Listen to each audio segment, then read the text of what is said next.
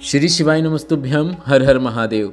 दिल्ली के निरंकारी मैदान बुराड़ी में 23 मई 2025 आज हस्तिनापुर शिवपुराण कथा नए समय पर शुरू हुई। कथा का समय शाम के 6 बजे से 9 बजे तक था और आपने अगर आज की प्रदोष काल में शुरू हुई इस हस्तिनापुर शिवपुराण कथा का श्रवण नहीं कर पाया है तो पूरे 3 घंटे की शिव महापुराण कथा का सार आपको सिर्फ 8 मिनट में मिलने वाला है। इस वीडियो में हम आपको गुरुजी पंडित प्रदीप मिश्रा जी के बताए बिल्कुल नए हस्तकमल अंगुष्ठ शिवलिंग वाले उपाय की जानकारी भी देने वाले हैं, जिसे आप 24 मई कल मतलब शनि प्रदोष या फिर परसों 25 मई मासिक शिवरात्रि के विशेष अवसर में दोनों में से किसी भी एक दिन या फिर दोनों दिन करके अधिक से अधिक लाभ प्राप्त कर सकते हैं।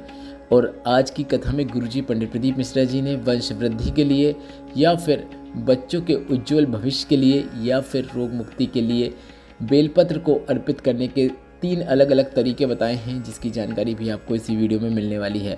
बढ़ते हैं बिना किसी देरी के आज की शिव पुराण कथा की पहली विशेष जानकारी की ओर।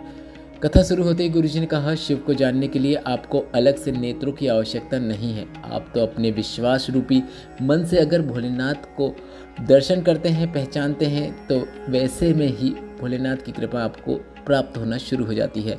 बढ़ते हैं आज की कथा की दूसरी विशेष जानकारी की ओर। गुरुजी ने कहा, कहीं आपको एकांतेश्वर महादेव दिख जाए, मतलब एकांत में कोई ऐसा शिवलिंग दिख जाए जिस पे कोई नहीं जाता है या फिर ना ही मंदिर है, बस ऐसे खुले में शिवलिंग रखा हुआ है, तो आपको उस शिवलिंग पर जल जरूर चढ़ा देना है। अगर आपके पास जल नहीं है तो शिवलिंग पर ही चढ़ी हुई बेलपत्र को उठाकर वापस उसी में अर्पित कर देना है। पर अगर बेलपत्र भी नहीं है तो आपको अपने मुख से मंत्र श्री शिवाय नमस्तुभ्यम या फिर नमः शिवाय या फिर ओम नमः शिवाय का स्मरण करना शुरू कर देना है। आप जाप कर सकते हैं जितना आपको ठीक लगे, आपको लाभ जरूर देखने को मिलता है। बढ़ते हैं तीसरी विशेष जानकारी की ओर।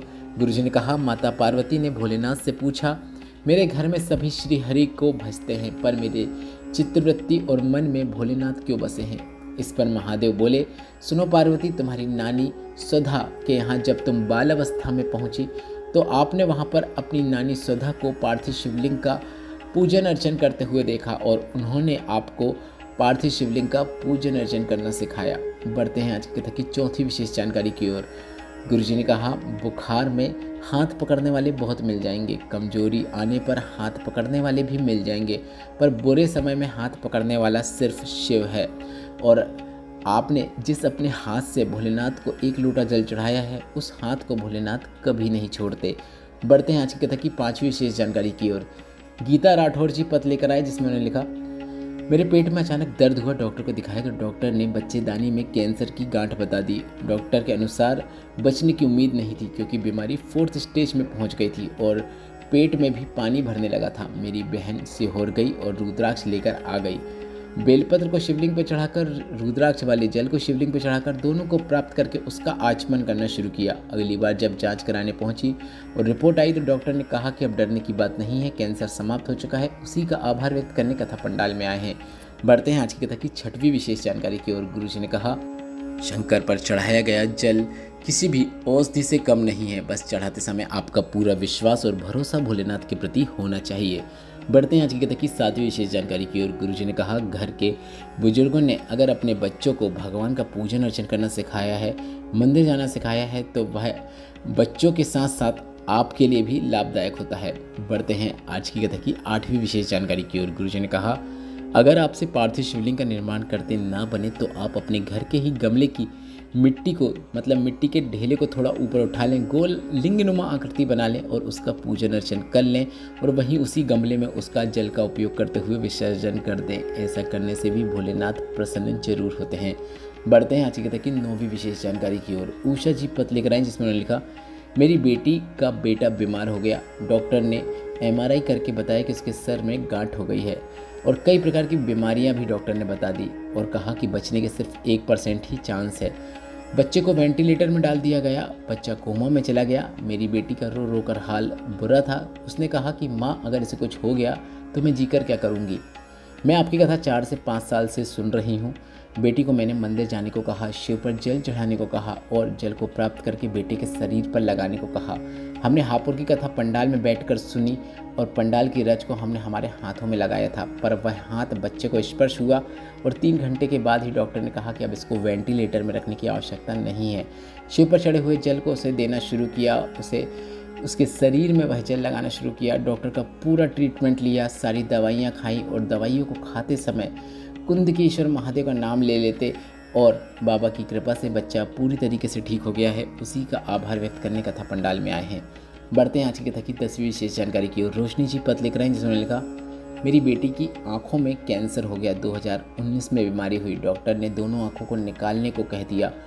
डॉक्टर ने कहा कि एक आंख निकालने से कुछ नहीं होगा क्योंकि बीमारी दोनों आंखों में फैल चुकी है। फिर हमने डॉक्टर से निवेदन किया कि एक आंख को ही निकाल दो, यह बिना आंख के कैसे देख पाएगी।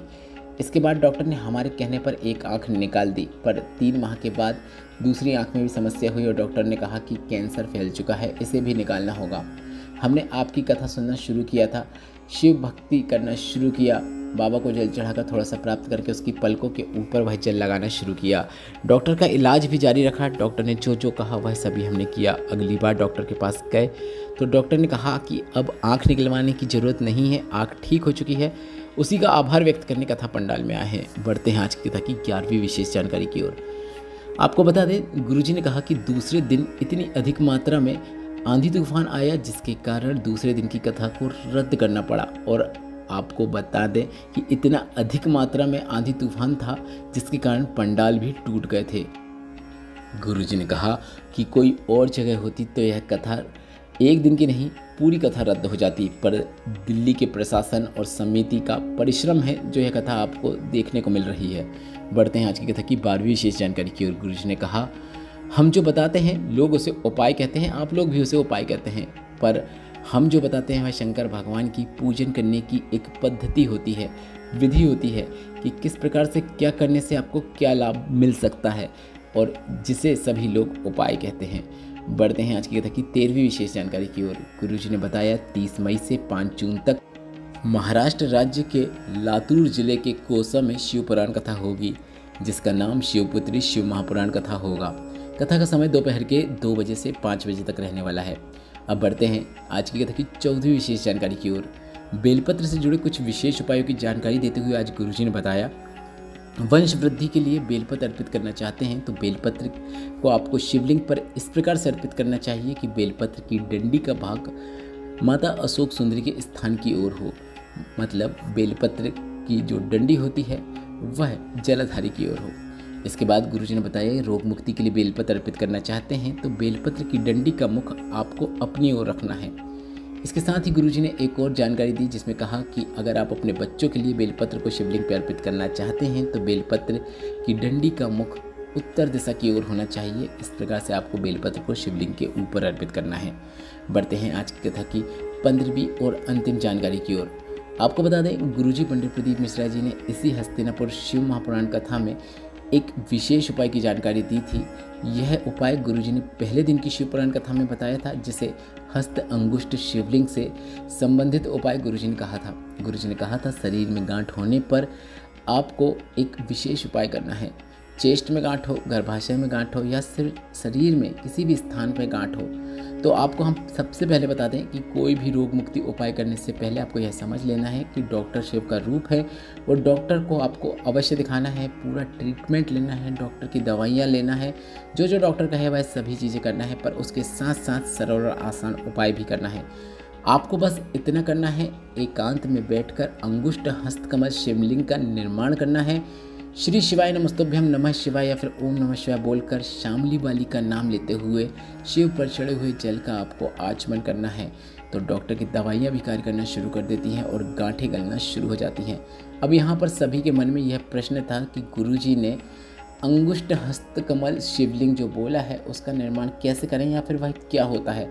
तो आप देख सकते हैं कि हम आपको बता रहे हैं कि हस्त अंगुष्ठ शिवलिंग का अर्थ यह है कि अंगूठे के आकार का शिवलिंग या फिर अंगूठे में फिट होने वाला शिवलिंग, मतलब आप अपने अंगूठे के ऊपर करें, थम्स अप करें और इससे छोटी आकृति का जो शिवलिंग होता है वह हस्त अंगुष्ठ शिवलिंग कहलाता है।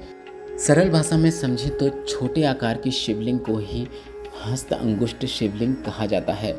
अब यह उपाय करने के लिए हम आपको यह बता दें कि आप यह उपाय आपके घर में जो शिवलिंग है, क्योंकि वह छोटा ही शिवलिंग होता है, उसमें भी आप यह उपाय कर सकते हैं।